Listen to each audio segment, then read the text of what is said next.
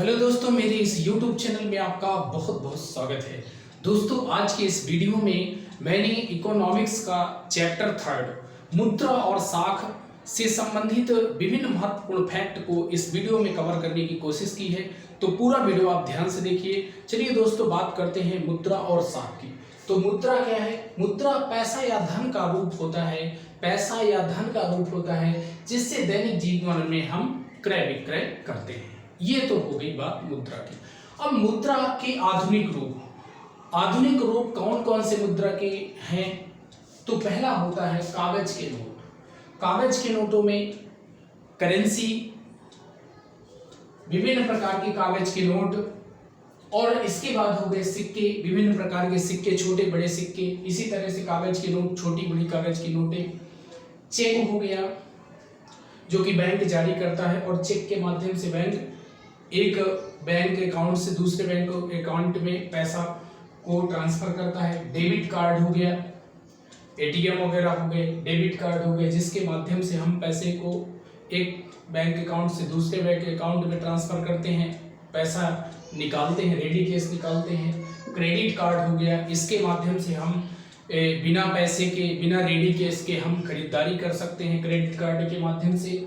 और यूपीआई हो गया। यूपीआई मतलब यूनिफाइड पेमेंट इंटरफेस। यह एक मोबाइल ऐप होता है जिसके माध्यम से एक खाते से दूसरे खाते में पैसा को ट्रांसफर किया जाता है। ठीक है, यूपीआई यूनिफाइड पेमेंट इंटरफेस, जिसको national payment corporation of India ने इसको लॉन्च किया, इसको बनाया यूपीआई को। तो यह भी एक मुद्रा का आधुनिक रूप है। मोबाइल व नेट बैंकिंग, मोबाइल के माध्यम से, नेट के माध्यम से हम पैसा एक अकाउंट से दूसरे अकाउंट में भेजते हैं। तो ये सभी क्या हो गए? ये सभी मुद्रा के आधुनिक रूप हैं। इसमें हमें लेन देन में, विनिमय में काफी आसानी होती है। विनिमय क्या है? विनिमय क्या है? धन, वस्तु व सेवा का पारस्परिक आदान प्रदान। धन, वस्तु या सेवा का पारस्परिक आदान प्रदान ही विनिमय कहलाता है। विनिमय कितने प्रकार का होता है? विनिमय दोस्तों दो तरह का होता है। पहला होता है वस्तु विनिमय और दूसरा होता है मुद्रा विनिमय। वस्तु विनिमय क्या है? जब हम वस्तु के बदले में वस्तु प्राप्त करते हैं। यानी मुझे एक बकरी चाहिए, मेरे पास एक गाय है। अब गाय को मैं बकरी से अगर बदलना चाहता हूं तो इसमें एक मेन समस्या आती है कि दोहरा संयोग होना चाहिए। यानी जैसे मैं आपसे बकरी लेना चाहता हूं और अपनी गाय देना चाहता हूं, तो आपको भी बकरी की जरूरत है, मुझे बकरी की जरूरत है, पर आपको भी गाय की जरूरत है। तभी आप मुझे बकरी दोगे और मैं आपको गाय दूंगा। तो ये एक दोहरा संयोग, इसमें एक समस्या होती है कि दोहरा संयोग होना बहुत जरूरी होता है।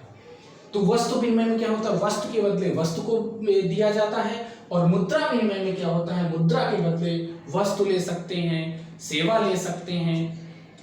इन दोनों को हम अदल बदल कर सकते हैं। इसमें दोहरे संयोग की जरूरत नहीं है। मुझे गाय खरीदना है तो मैं पैसा देकर, मुद्रा देकर गाय खरीद लूं, आपको बकरी लेना है तो आप बकरी खरीद लो। उसमें दोहरे संयोग की जो झंझट है, जो समस्या है, उसका समाधान हो जाता है। तो दो तरह का विनिमय हो गया आपका, वस्तु विनिमय यानी वस्तु के बदले वस्तु, और मुद्रा विनिमय, मुद्रा के बदले में वस्तु सेवा को हम आसानी से प्राप्त कर सकते हैं। दोहरे संयोग की जरूरत नहीं होती। मोस्ट इंपॉर्टेंट फैक्ट है, मोस्ट इंपॉर्टेंट क्वेश्चन है, इसलिए इसको अच्छे से आपको पढ़ लेना। अब साख क्या है? साख दोस्तों एक समझौता होता है जो ऋणदाता उधारदाता को धनराशि, वस्तु, सेवा इस आश्वासन पर देता है कि भविष्य में वो भुगतान कर देगा। जैसे मान लो मैं यहाँ पे रहता हूँ, पड़ोस में रहता, मेरे एक दुकान है, मैं उससे कहूंगा भैया मैं अभी बाद में पैसा देता हूँ, मुझे ये सामान दे दीजिए, तो वो मुझे बड़े आसानी से सामान दे देता है। पर मैं जब उस समय पर उसका पैसा वापस नहीं करता हूं तो वो अगली बार से वो क्या कर देता है? रोक देता है पैसा, भैया पीछे वाला पैसा बाकी है। तो इस तरह से क्या होता है? मेरी साख वहां पर गड़बड़ हो गई। अब मेरी साख इतनी अच्छी, अगर मैं समय से पैसा देता रहता हूं तो मेरा कोई भी एजेंट, मेरा बच्चा जाता है, मेरा दोस्त जाता है, कोई भी अगर मेरा नाम लगा करके कोई भी चीज खरीदता है, ले लेता है और कहता है भैया पैसा देंगे, तो वो निश्चित रूप से उसे आसानी से उसमें किसी भी व्यक्ति को सामान दे देता है जिसे वो जानता है कि वो मेरा एजेंट है, मेरे घर का कोई सदस्य है। तो इस तरह से ये होती है साख। साख क्या है? एक उधारकर्ता को धनराशि, वस्तु व सेवा इस आश्वासन पर देता है कि भविष्य में उसका भुगतान कर देगा, और वही होती है साख। अब साख के प्रकार, संपत्ति के रूप में साख और ऋण जाल के रूप में साख। जैसे मैंने क्या किया, किसी व्यक्ति से पैसा लिया तो मेरा क्या है, एक संपत्ति है कि मेरी जो साख है वो मेरी संपत्ति है। मुझे तत्काल जरूरत है 2 लाख रुपए 4 लाख रुपए की, तो मैंने किसी से ले लिया, तो ये एक संपत्ति हो गई। लेकिन क्या है, दूसरी तरफ आप देखो ऋण जाल के रूप में मेरी साख अच्छी है तो मैं लगातार पैसा लेता रहूंगा, और पैसा मैं रिटर्न नहीं कर पाऊंगा तो मैं ऋणी हो जाऊंगा। मेरे पास पैसा क्या होगा, मेरा पैसा डूबता जाएगा और मैं ऋणी होता जाऊंगा।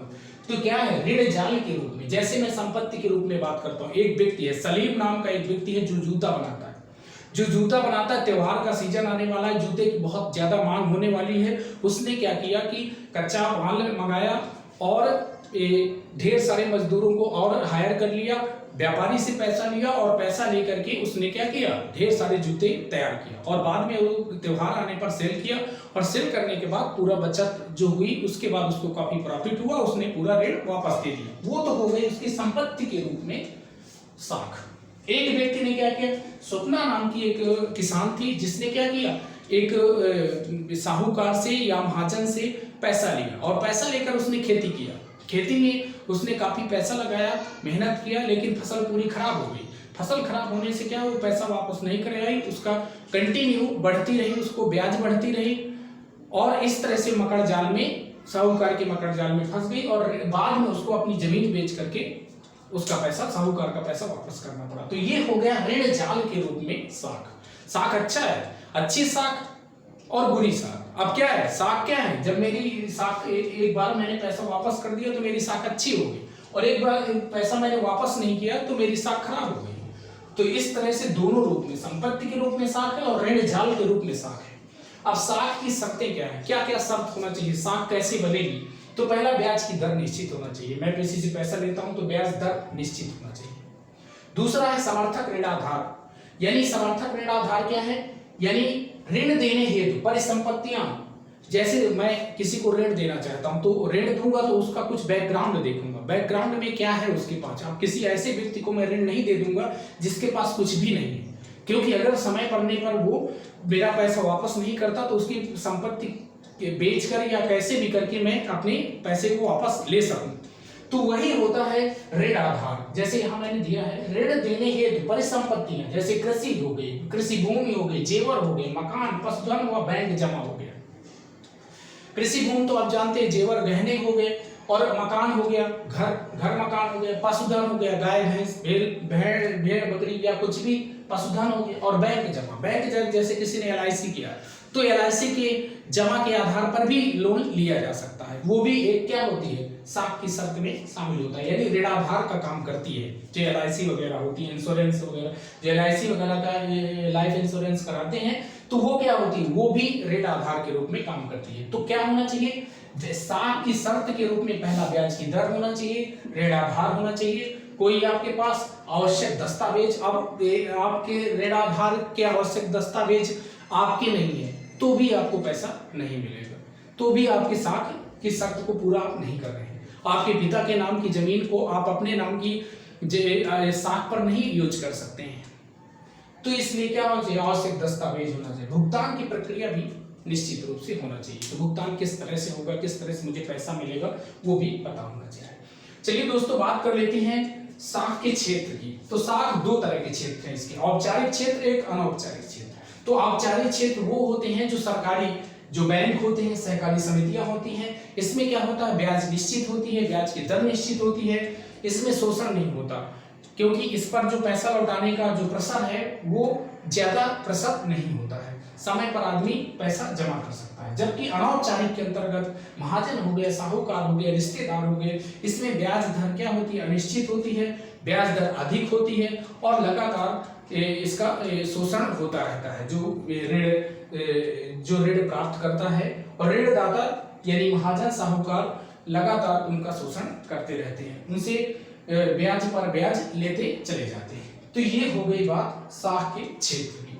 दोस्तों, एक और फैक्ट मैंने दिया, स्वयं सहायता समूह। आजकल टर्म चेंज हो रहा है और स्वयं सहायता समूह निकल कर आ रहे हैं। अच्छा, ये स्वयं सहायता समूह क्या करते हैं, तो ग्रामीण निर्धन, विशेषकर महिलाओं को एकत्रित करते हैं। जो गांव में ग्रामीण निर्धन है, विशेषकर महिलाओं को इसमें एकत्रित करते हैं, सदस्यों की जमा पूंजी इकट्ठा करते हैं, थोड़ा थोड़ा पैसा इकट्ठा करते हैं आपस में, और फिर क्या करते हैं, बिना समर्थक ऋणाधार के ऋण देते हैं। देखिए, ऋणाधार की जरूरत इनमें नहीं पड़ती है। जैसे आपको अपने घर, मकान, पशु या जेवर, कुछ ये गहन गिरवी रखने की जरूरत नहीं है।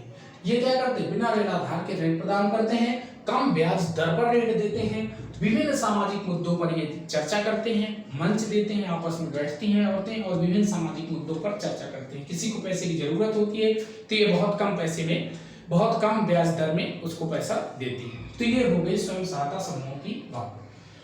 अब बात कर लेते हैं रिजर्व बैंक। रिजर्व बैंक यानी जो भारत का रिजर्व बैंक, भारत सरकार का ये जो बैंक है, अच्छा, इसकी स्थापना कब हुई? 1935 में इसकी स्थापना हुई। इसके गवर्नर कौन है? तो शक्तिकांत दास। शक्तिकांत दास इसके गवर्नर है। शक्तिकांत दास किस नंबर पे गवर्नर है? तो ये भी आपको याद रखना है कि 25वें नंबर के गवर्नर है शक्तिकांत दास। रिजर्व बैंक के कार्य क्या होते हैं? तो ये करेंसी यानी मुद्रा को जारी करता है। दूसरा कार्य क्या है? बैंक वह स्वयं सहायता समूहों की कार्यप्रणाली पर नजर रखता है। बैंक मनमाना पैसा वसूल न कर सके, इस पर भी नजर रखता है, स्वयं सहायता समूहों पर भी नजर रखता है। इसके बाद ब्याज की दरों को निर्धारित करता है। जितनी भी ब्याज बैंक होते हैं उन सब की ब्याज दरों को निर्धारित करता है। कोई भी बैंक मनमानी नहीं करता, उन पर कंट्रोल रखता है। मौद्रिक नीति की समीक्षा करता है। जो करेंसी है, जो मुद्रा है, उसकी समय समय पर समीक्षा करता है। बैंकों की कुछ राशि का नगद संचयन करता है। जितने भी बैंक होते हैं, राष्ट्रीय बैंक होते हैं, उनकी कुछ पूंजी अपने पास रखता है ताकि वो जो बैंक दिवालिया ना होने पाए, बैंक पूरी तरह से वो खत्म ना होने पाए, इसलिए आज कुछ पूंजी उनकी अपने पास संचित रखता है, समय समय पर उनको देता रहता है, उनसे वापस धन लेता रहता है। तो ये हो गए कुछ रिजर्व बैंक के प्रमुख कार्य। तो दोस्तों चलिए, मैंने इस वीडियो में मुद्रा व साख इस चैप्टर के बारे में डिस्कशन किया। वीडियो पसंद आता है चैनल को सब्सक्राइब करें। चैनल को सब्सक्राइब करेंगे तो निश्चित रूप से सोशल स्टडी, मैथमेटिक्स और इंग्लिश के इन तीनों सब्जेक्ट में आपको काफी सपोर्ट मिलेगा।